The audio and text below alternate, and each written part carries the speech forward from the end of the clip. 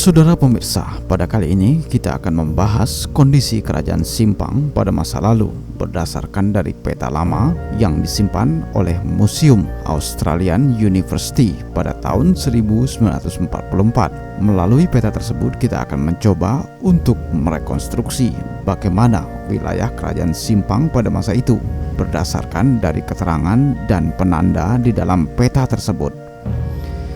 Ulasan kali ini berupa wacana ilmu pengetahuan yang kami buat demi pelestarian khasanah budaya dan sejarah yang mungkin masih banyak kekurangan. Maka dari itu, partisipasi dan masukan dari Anda semua sangat kami harapkan. Selanjutnya, mari kita membahas kerajaan Simpang berdasarkan petunjuk peta pada tahun 1944 Masehi. Diberi nama kerajaan Simpang karena letaknya yang berada di cabang persimpangan dua sungai. Cabang di sebelah kanan menuju ke hulu Sungai Matan yang pada masa sebelumnya berdiri kerajaan Matan yang akhirnya membagi kekuasaannya menjadi kerajaan Matan Kayong dan kerajaan Simpang Matan. Sedangkan cabang ke sebelah kiri saat itu disebut sebagai Sungai Sidiau atau Sungai Sijo yang saat ini menuju desa Lubuk Batu. Nama Simpang juga sering disebut sebagai kerajaan Simpang Matan karena dalam kronik sejarahnya merupakan turunan dari kerajaan Matan. Kerajaan Simpang memang tidak jauh dari kerajaan Matan, hanya beberapa jam perjalanan mudik dari Simpang sampailah ke Hulu Matan. Dalam peta tahun 1944 itu memuat wilayah Simpang dan Sukadana dari wilayah pesisir, dimulai dari daerah Melingsum hingga berakhir di perbatasan Sungai Paduan. Sedangkan wilayah hulu sebelah utara berbatasan dengan Kubu dan timur laut berbatasan dengan Kerajaan Tayan.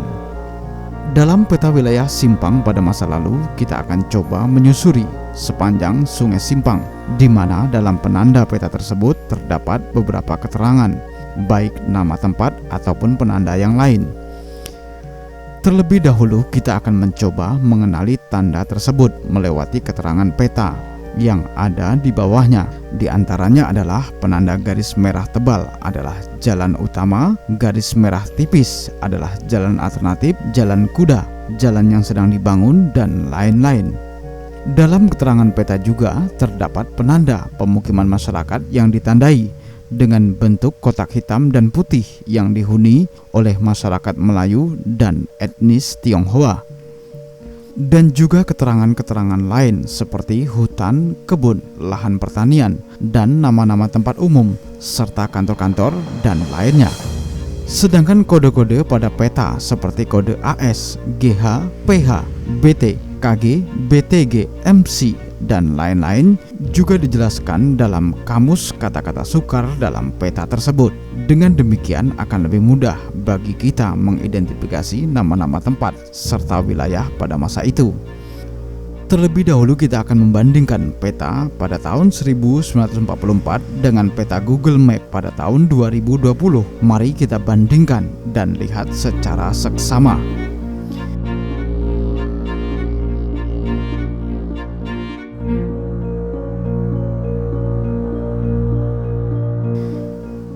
Kita akan mencoba masuk melewati muara Sungai Simpang. Dari sebelah kiri terlihat nama Nipah Kuning dengan penanda pemukiman warganya yang ada di tepi laut. Kemudian nama pemangkat, Sungai Kecil, Sungai Penikor Besar, Pulau Kumbang, Pelanjing, Jambu atau Sungai Jambu, Teluk Melano, dan Sungai Melano.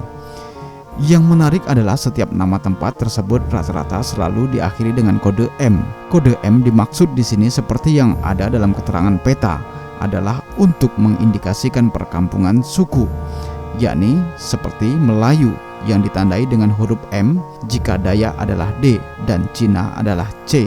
Namun jika ada beberapa penduduk yang hidup membaur dalam satu tempat, maka kodenya akan bersambung seperti kode MC yang terlihat di beberapa tempat. Hal ini mengindikasikan bahwa di tempat tersebut hidup suku Melayu dan Cina secara bersama-sama. Di Teluk Melano sendiri pada masa itu masih sangat sedikit penghuni atau masyarakat yang bermukim. Mereka cenderung berkelompok-kelompok dan hidup di sepanjang Sungai Simpang dari hilir hingga ke hulu. Berbeda dengan kondisi sekarang, jika dulu di Teluk Melano pada tahun itu hanya ada beberapa kelompok pemukiman seperti yang ada dalam peta tersebut, maka saat ini dari mulai tepi sungai hingga ke darat sudah dipadati dengan pemukiman penduduk. Hal ini dapat terlihat dari citra satelit yang tampak pada saat ini.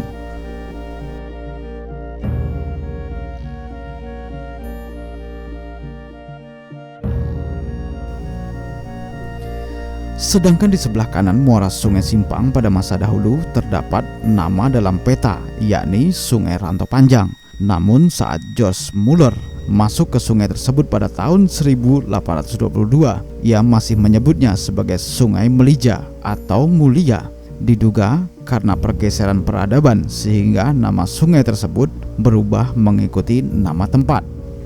Di sepanjang Sungai Ranto Panjang tersebut juga terlihat banyak pemukiman penduduk. Saat itu mereka lebih cenderung mengikuti alur sungai, sebab kala itu sungai memang sebagai akses utama dari masyarakat, sedangkan jalan yang ditandai sebagai warna merah masih dianggap belum begitu penting sebagai akses transportasi.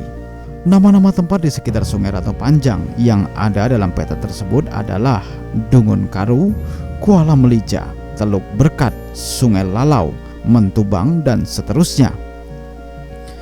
Kemudian kita kembali menuju ke hulu Sungai Simpang. Di atas Teluk Melano terdapat nama Tanjung Bundung, Rangkap, Sungai Pinang, Batu Barat, Sungai Pinong, Sungai Mata-Mata, Temenak, Kubang, dan berakhir di Simpang dengan penanda khusus dengan kode PH berlambangkan bintang. Dari muara sungai hingga ke Simpang terlihat jelas penanda pemukiman masyarakat yang hidup di sepanjang Sungai Simpang di masa itu. Namun yang menarik di Simpang adalah kode PH dengan lambang bintang berdasarkan keterangan dalam peta. Kode PH adalah singkatan dari Panembahan, dengan tanda bintang artinya adalah pusat atau kerajaan untuk mengendalikan kekuasaan. Hal ini memang agak kontradiktif dengan fakta sejarah yang lazim kita simak, bahwa pada tahun 1912 pusat kerajaan Simpang sudah beralih posisi di Teluk Melano. Namun bisa saja bahwa pada masa itu kerajaan atau keraton masih berada di hulu Simpang dan yang baru juga ada di Teluk Melano, serta masih ada kemungkinan-kemungkinan yang lain. Jika dilihat dari angka tahunnya, pada tahun 1944 kerajaan Simpang pada masa itu telah mengalami vacuum of power, yakni terjadinya kekosongan kepemimpinan dikarenakan pada saat itu Raja Gusti Mesir dan ayahandanya Gusti Rum serta kerabat dan satu warga sipil menjadi korban fasisme Jepang di Mandor.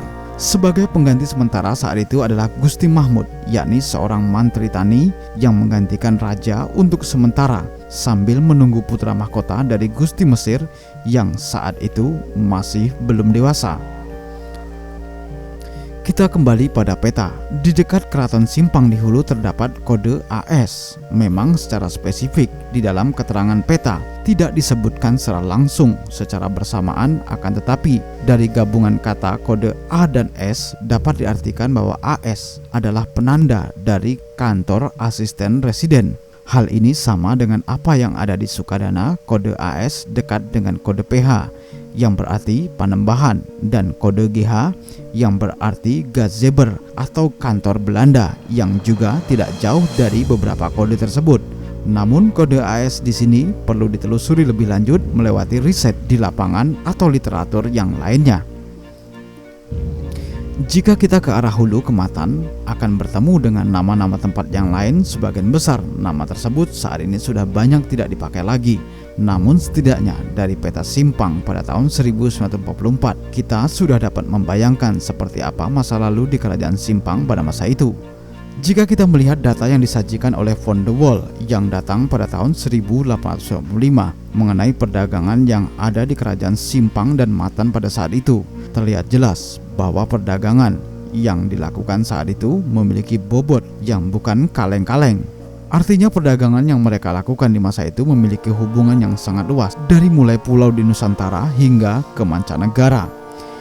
Jika dilihat dengan seksama, memang kondisi masa lalu dan masa kini telah jauh berubah. Dari peradaban yang bermula di tepian sungai menjadi peradaban yang berekspansi ke daratan. Tentu hal ini membuat banyak perubahan dari berbagai aspek, terutama sosial dan budaya. Pergeseran peradaban tersebut tidak dapat dipungkiri sebab semakin hari manusia dituntut untuk mengikuti perkembangan zaman. Laju teknologi serta mobilitas dan tuntutan hidup adalah faktor utama evolusi sebuah peradaban. Maka tidak heran jika di sepanjang Sungai Simpang dan sekitarnya pada saat ini terdapat banyak temuan berupa benda arkeologi serta banyak kisah-kisah yang ada di dalamnya. Karena di masa lampau peradaban manusia bertumpu pada kehidupan Sungai Simpang. Demikianlah pembahasan kami kali ini, semoga bermanfaat bagi kita semua. Mohon maaf atas segala kekurangan. Terima kasih telah menyaksikan tayangan ini. Sampai jumpa dan salam budaya.